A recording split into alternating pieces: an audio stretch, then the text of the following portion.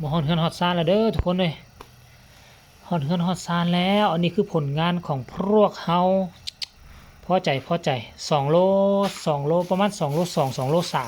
3กายหู้ล่ะบ่ได้สั่งเบิ่งนี่อันนี้ผลงานของข่อยมีหยังกันปลาหมึก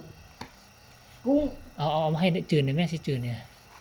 นี่ทุกคนโอ้เอาจับดูจับยกเงียงขึ้นดูเนี่ยเอาคือมีแต่ตัวใหญ่เอาแต่ตัวใหญ่เนาะยกขึ้นตื้อแม่ยืนซื่อๆแม่1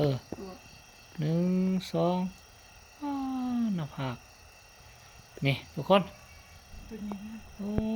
คักมือนี่ถือว่าประสบผลสำเร็จเดี๋ยวเขาชิออกไปนอกก่อนไปไปเปิดไฟเขามักดับตลอดล่างแล้วก็เอาใส่ถุง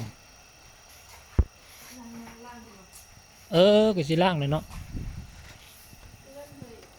เพื่อนมันมีขี้ดินมื้อนี้พระจันทร์คักมื้อนี้1 ค่ำเด้เนี่ย1 ค่ำแต่ว่าพระจันทร์โคตรงามเลยนี่นะดอกไฟดอกนี้นะใช่ป่ะนับตลอดเนี่ยทุกคนเบิ่งเดียวนี่นะมันก็แจ้งสันว่ะนี่หันมาทางนี้โอ้โหแม่งามค่ำคืนนี่งามนี่ทุกคนแม่ปกติมาไวกว่านี้ได้แต่ว่ามื้อนี้หันมาซ่าเพราะไปกัน2 คนให้เฮาเต็มแล้วต้องท่าอีกคนนึงเต็มมันก็เลยมาซ่าเนี่ยจักน้อยนึงหั่นนะเนาะมากับมื้อนี้1 ค่ำว่าซั่นแต่ว่ามันมนเมื่อวานนี่15 ค่ำคือบ่มนซ้ำนี่ว่ะนี่คันว่าเฮาถ่ายรูปนี่มันเห็นคักกว่านี้แต่ว่าอันนี้เฮาถ่ายวิดีโอแล้วมันบ่แจ้งปานใดแต่ว่าถ่ายรูปมันแจ้งมันจะเห็นฮอดก้อนเมฆสีสันก้อนเมฆแบบดำแดงขาวแดงแดงแดงแล้วก็มันต้องใช้แสงเดือนมันก็สิกลมกลืนกันอยู่ในหันโอ้คักทุกคนอาบน้ำก่อนอาบน้ำแล้วเฮาก็สิไปจืนปูจืนปลาจืนปีกกปีกไก่รถพอได้หลงทางเข้ามาเฮือนเฮานี่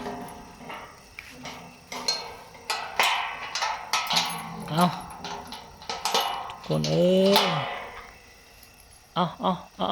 อาแห่ก็บ่ได้ใช้งานหลายมื้อละแห่ก็ได้โอ้มาใส่อันนี้เกือบเต็มแล้วคันใส่จานนี่ว่าจับมาเบิ่งอีกบักจักบาทเนาะโอ้ยกขึ้นเงียงเงียงขึ้นอีกเงียงขึ้น1 2โอ้ธรรมดานี่ทุกคนหันมาหน่อยนึงหันแต่หน้ายิ่งไปหันอันนั้นมาหันกลับขึ้นไปหน่อยนึง1 2เอาไว้ซ้ำนี่แหละทุกคนเลยไปทายมะเมื่อยแล้วไปดำมะเมื่อยแล้วยังมาทายหูไปเขาอยู่นี่